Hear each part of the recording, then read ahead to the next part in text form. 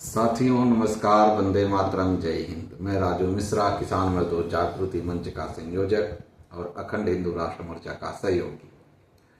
कल मैंने एक रील डाली थी जिसमें मैंने ये लिखा था कि और बताया भी था कि हमने पंजाब में एक सरफेसी एक्ट को ध्वस्त किया।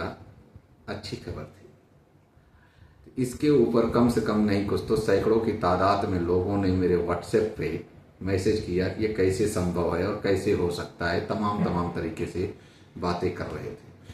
तो आप लोगों की जानकारी के लिए बता दें कि ये हिंदुस्तान है, यहाँ पे each and everything is possible का सिस्टम है। यहाँ पे हर चीज सही तरीके से अगर आपको करना आता है तो हो सकता है। इसको कोई अतिशयोक्ति या कोई काल्पनिक बात ना समझे।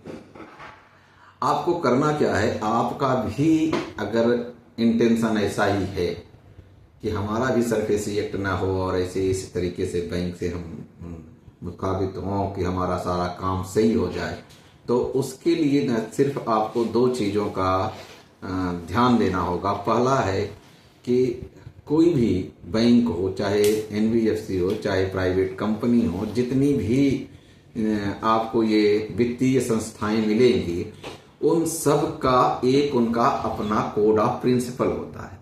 कोड ऑफ प्रिंसिपल का मतलब होता है कि उनके द्वारा बनाया हुआ जनहित का कानून।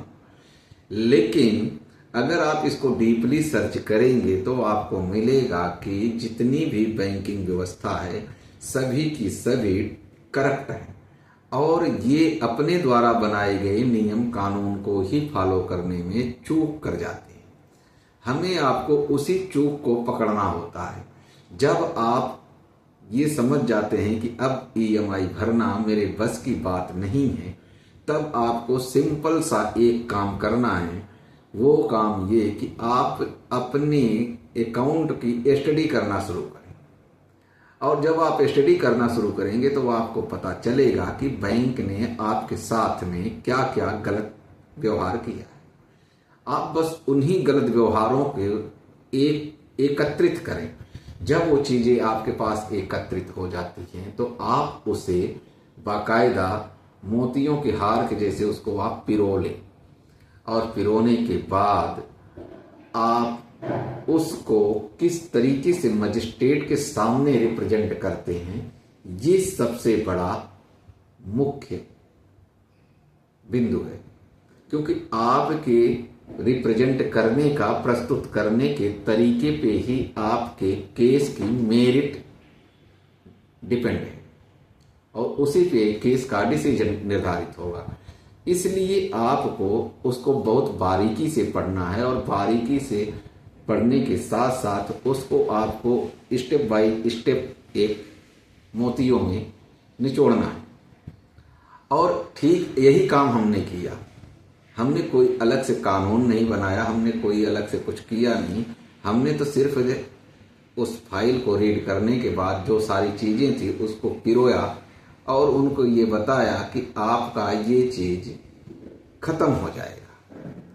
लेकिन उनको संशय ये था कि बैंक जो है डीएम के अगेंस्ट भी जा चुका था हाई कोर्ट में कि डीएम साहब हमें पोजीशन नहीं दिला रहे हैं। इस तरीके से उनका मैटर उलझा हुआ था। तो जब हमने उनके केस को रीड किया तो जो चीज जहां जहां पे हमारा दिमाग गया वहां से हमने उन सारी चीजों को एकत्रित किया और उसे एकत्रित करने के बाद उसी तरीके से एक हमने मोतियों का माला बनाया और बना करके उनको दे दिया कि आप ये लीजिए और इस तरीके से इसको अगर आप रिप्रेजेंट कर देंगे तो आपका केस खारिज हो जाएगा। हालांकि उन्होंने एक तारीख बीच में टपाया, लेकिन आफ्टर ऑल जो रिजल्ट मैंने उनको बताया था ये उनके साथ में ये रिजल्ट आया। तो इसमें कोई अतिशयोक्ति वाली बात नहीं है। सिर्फ और सिर्फ ये है कि हमें आपको इन सारी चीजों को ऊपर ध्यान देना पड़ेगा। दूसरी चीज बताएं आपको कि ये जरूरी नहीं कि एक का डिसमिस हो गया तो सबका ही डिसमिस हो जाए, ऐसा भी नहीं है। क्योंकि प्रत्येक केस, जितने केस होते हैं, जितने भी बैंक होते हैं, सबका सिस्टम अलग होता है। सभी केसों का case of base of case जो होता है वो डिफरेंट होता है। सभी का ये कोड ऑफ प्रिंसिपल अलग होता है, सभी का कुछ न कुछ उसमें डिफरेंस होता है, इसलिए इसमें कॉपी पेस्ट या कोई ऐसी गुंजाइश नहीं होती है। दूसरी चीज ये कि मजिस्ट्रेट के द्वारा दिए गए जजमेंट या खारिज किए गए मुकदमे से ये कोई रूलिंग या अथॉरिटी नहीं बनती है कि जो सभी केसों में लागू हो जाए। ये तो सभी केसों के मेरिट पे डिपेंड करता है कि आपने उसको किस गहराई से और किस तरीके से किस स्थिति में उसको रिप्रेजेंट किया, उस समय की स्थिति क्या थी, वर्तमान की स्थिति क्या है। कोर्ट बहुत सारी चीजें देखती हैं, चाहे वो डीएम की कोर्ट हो, चाहे वो मजिस्ट्रेट कोर्ट हो, चाहे सीजीएम की हो, चाहे हाई कोर्ट हो, चाहे सुप्रीम कोर्ट हो। सभी कोर्टों का तकरीबन एक ही सिस्टम से ये काम होता है। हाँ, ये अलग चीज है कि हाई कोर्ट कोई चीज कह दे तो वो पूरे हिंदुस्तान में लागू होता है, सुप्रीम कोर्ट कह दे तो वो सभी कोर्टों के ऊपर लागू होता है। लेकिन जो निचली अदालतें होती हैं, इनके हर एक जजमेंट को चैलेंज भी किया जाता है और इस तरीके से केसेस चलते हैं। तो अब ऐसी स्थिति में अगले के लिए हमें तैयारी ये करनी है कि इस स्थिति में बैंक आगे डीआरटी में जाएगा, 100% वो डीआरटी में जाएगा। और डीआरटी में जाएगा तो डीआरटी में हमारा केस वर्तमान समय की स्थिति को देखते हुए हम 21 नंबर के पोजीशन पे हैं और बैंक 19 नंबर के पोजीशन पे है। तो यहाँ आकर के कुछ कठिनाई का सामना तो करना पड़ सकता है, लेकिन हमारा मानना है कि हम यहाँ भी जीतेंगे और जब तक वो हाई कोर्ट में जाएंगे तब तक हम अपना केस आगे संगठन ये लगा देगा। और इसके साथ साथ आपको बताएं कि हमने बहुत सारी चीजें, बहुत सारी अथॉरिटीज इकट्ठी कर रखी है, जिन अथॉरिटियों को ऊपर हम चल रहे हैं और बहुत सारे रिलीफ भी मिल रहे हैं। ऐसा नहीं है कि हम किसी को बहका रहे हैं या किसी को बरगला रहे हैं, ऐसा हमारा कोई इंटेंशन नहीं होता है। और न ही हमारा इंटेंशन है कोई कि आपको एकत्रित करके दुकानदारी चलाना। ये ट्रस्ट का काम है, ट्रस्ट अपने काम को अपने तरीके से जनहितैषी में कार्य कर रहा है बखूबी और आगे करता भी रहेगा। ऐसा कहीं नहीं है कि हम इसको पैसे के लेन देन में या यूं कहे दुकानदारी में से तब्दील करेंगे। हमारा एक ही उद्देश्य है कि अधिक से अधिक लोगों को जोड़ें और अधिक से अधिक लोगों को इन सारे कर्ज के दलदल से निकाला जाए। और दूसरी बात ये कि जो कुछ लोग ऐसे भी हैं जो टीका टिप्पणी ज़्यादा करते हैं। टीका टिप्पणी करने का मतलब ये है कि पहले तो हमें बताते नहीं हैं या हमसे बात करते हैं तो कुछ अलग ट्यून होता है, बाद में कुछ अलग ट्यूनिंग हो जाती है। ये जरूरी नहीं कि आपने बता दिया मुझे और मैंने आपका तुरंत काम कर दिया, क्योंकि समय हमारे पास भी लिमिटेड ही होता है। जो 24 घंटे आपके पास होते हैं वही 24 घंटे हमारे पास भी होते हैं। हमारे पास तो ये है नहीं कि 26 घंटे का दिन है।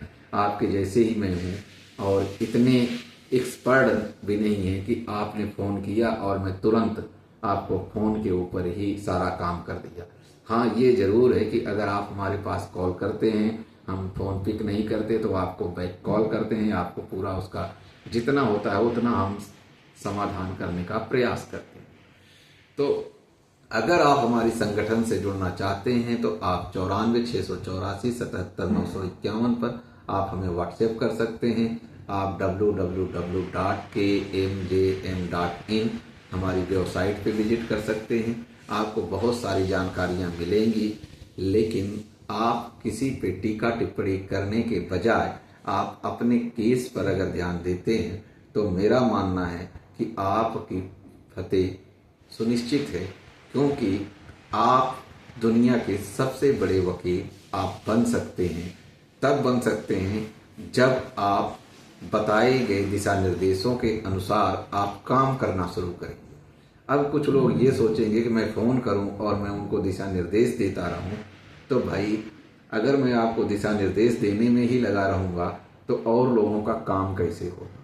बेहतर हो कि आप टीम बनाएं, टीम से जुड़े, टीम का एक बंदा हो जिसे मैं गाइड कर दिया करूं।